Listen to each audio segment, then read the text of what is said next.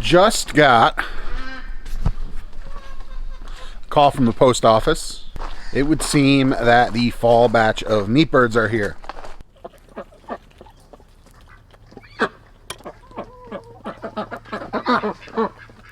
This was not expected. I actually just got the tracking number last night from McMurray.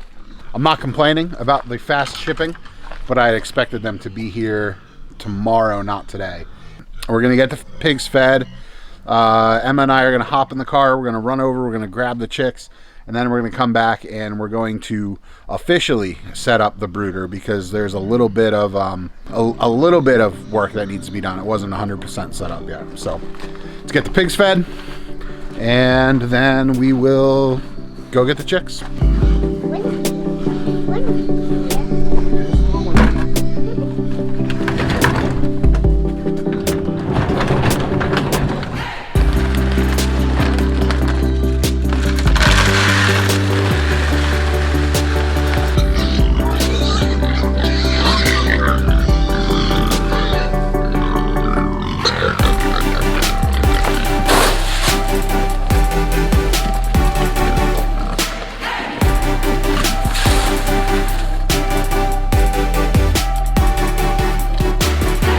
Getting pretty good at this whole toss the pig feet in from a little ways away so that they don't give you pig kisses, because pig kisses smell bad.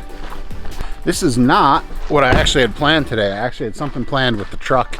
It doesn't throw a monkey wrench in things. It just kind of, it calls for a little bit of an adjustment to the plans for the day. Come on out, turkeys.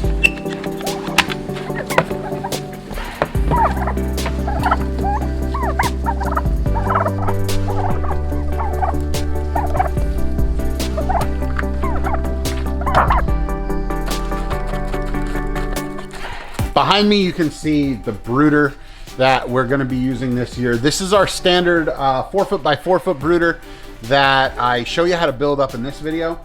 I just added 2 panels to it because we found that it was a little bit small for doing anything more than like 25 birds.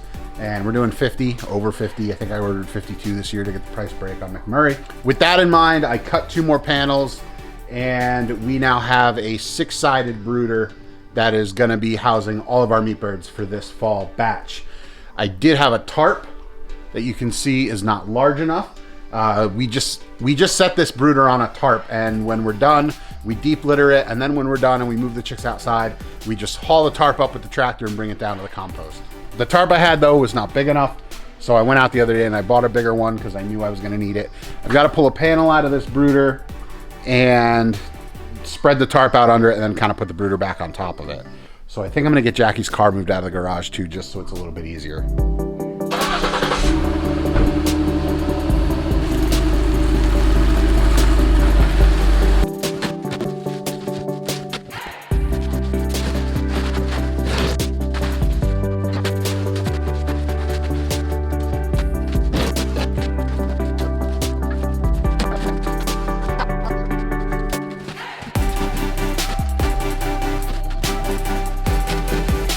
All right, brooder is up. We did have a little blowout right over there.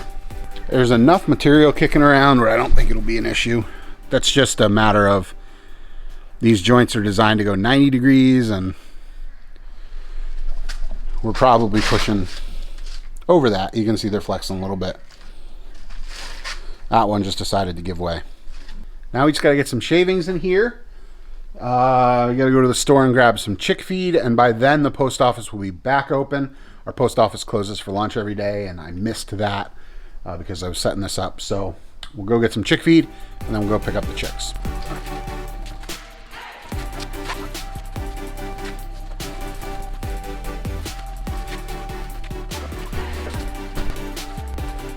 Brooder is all set up behind me. We've got the water, the thing that keeps the shavings from getting into their water. That's what I'm gonna call it. That's all set up. Shavings are in there. We're gonna run and go grab the chicks, and we're gonna run and grab some food, and then we'll be back here getting everything set up. Let's go for a ride.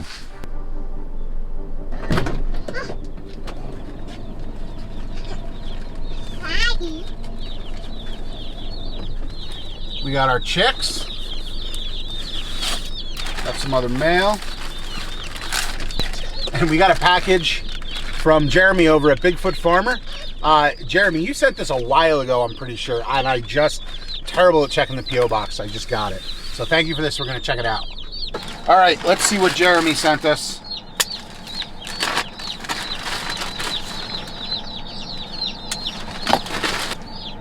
Bigfoot Farmer. Thanks, Jeremy, for sending this over. You'll definitely see it in a future video. And I love green. I don't know if you've seen me wearing green before, but I feel like I wear green all the time. So thank you very much. If you haven't already, go check out Bigfoot Farmer. I'll link their channel down in the description below and up in the corner as well. They're in the middle of finding their new homestead right now. So they've got some really cool videos, both on urban homesteading and the search for their new place. Chicks are here. First thing first, water in the brooder. And then we put the chicks in the brooder and make sure that they're drinking. And then we can throw some food in.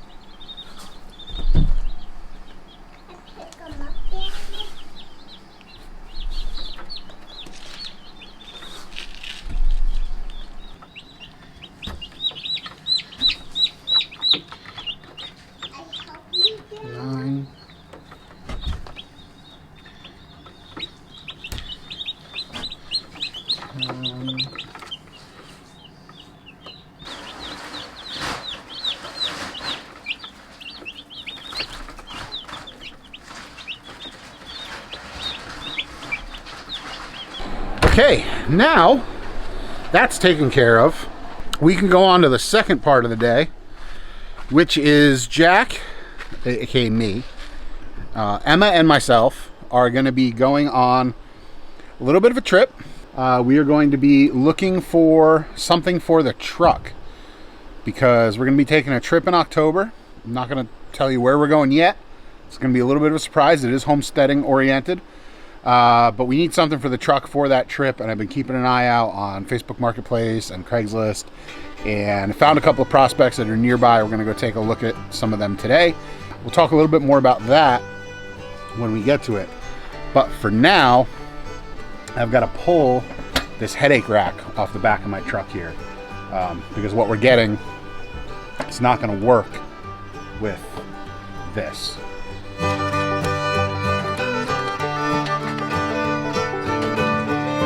Quick comment, if you're ever putting a back rack on your truck, these are not the right ones to use. I don't know who mounted this thing, but it's not right.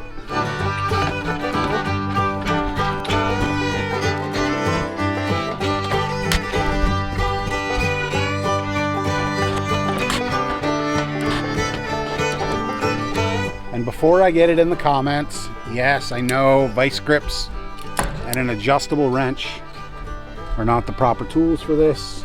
I just, it's what I have under the back seat of my truck, and I didn't think these were going to be in that tight anyway, and they are not. They're actually scarily not tight.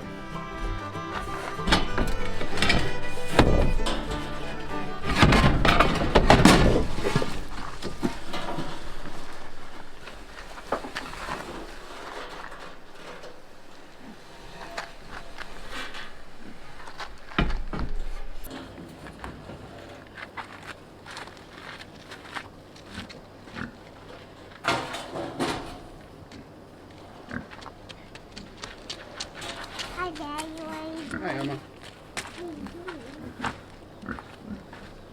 Anybody want a back rack for a Super Duty? It's for sale. Leave a comment down below. 6 hours later. Emma and I are back from the trip. It's actually, we got back a little bit ago. Just had dinner. Jackie's upstairs putting Emma to bed. But we're back, and I bought something, guys. I said it while we were driving up there. I was saying to myself, I wasn't going to buy the first one I looked at, but this one, it had just been listed on Marketplace. The price was right, and it fit. You know, it with these sorts of things, you know, you want to make sure fit is good. I present to you my home for Homesteaders of America this year. So some of you know of Homesteaders of America. It's a big conference down in Front Royal, Virginia. It's put on every year. I wasn't put on last year because of the world, but it's going on this year, and it is a long trip for us. It's getting upwards of like 11 or 12 hours. I have to look exactly what it is, but it's a long trip for me to get down there. Something I don't necessarily want to do in one day. And once I'm down there, there's going to be a whole lot of people that are descending upon this town, and hotels are booked, Airbnbs are booked, really for just one person, because Jackie and Emma are not going to go. Just one person, it wasn't feasible for me to get a hotel room and do that all on my own. And I don't want to spend the money anyway. I mean, we're okay, but we're not living the lap of luxury over here. So I took a little bit of the YouTube money from last month. Thank you, everyone who watches. If you're not already subscribed, why not? Do that down below. And I picked up this baby over here for $70, y'all. Let's take a look inside. So over here on the side, we got big ol' gorgeous picture windows. We got them on the other side too. Let's go over there. Oh, would you look at the view from inside? Both of those lock. They got awesome latches up there. New hydraulic shocks that the owner put in like a year ago. The back, let's not worry about the back. We're easy access. Honestly, that's something I do need to fix, because I don't want somebody just able to bust into this thing while I'm sleeping inside of it. So a little bit of work I'll have to do there. But other than that, it's spacious inside. There's plenty of room. There's a lot of crap in here right now, but there's plenty of room. I can kind of sit up in here. I can actually even put a little desk in there if I want. So what is the plan here? The plan is definitely going to be to clean this thing up, clean the outside of it, obviously pressure wash it, get it all cleaned out. The inside is actually fairly clean. It doesn't need too much work in here. I will do kind of a little bit of cleaning. You can see there's leaves and stuff. It was sitting on the ground at the guy's house that I bought it from. Overall, it doesn't need much work, which is awesome, because I'm trying to keep this on a budget. $70 for the topper itself. I'm going to look around some junkyards, some RV scrap yards, some online sources that I've kind of come across. RV windows do have standards that they have to meet, so brand new RV windows can tend to be pretty expensive. So what I kind of want to do is find a few smaller RV windows, possibly like a little porthole type window. I do want something with like a sliding screen in it, so that at night I can be comfortable in this thing, have some airflow going through. Because right now, you know, these side doors,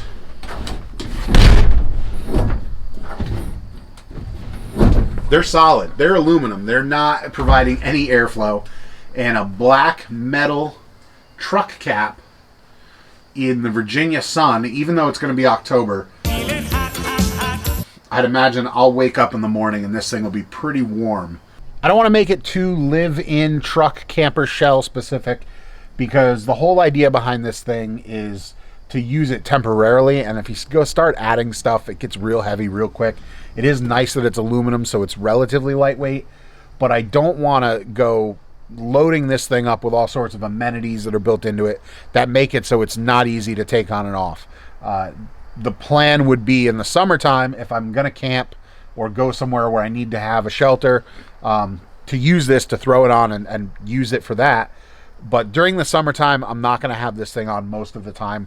We're transporting pallets of pig feed. We're transporting lots of things in and out, 3-point implements, that I don't want a cap to hinder if I'm trying to do that.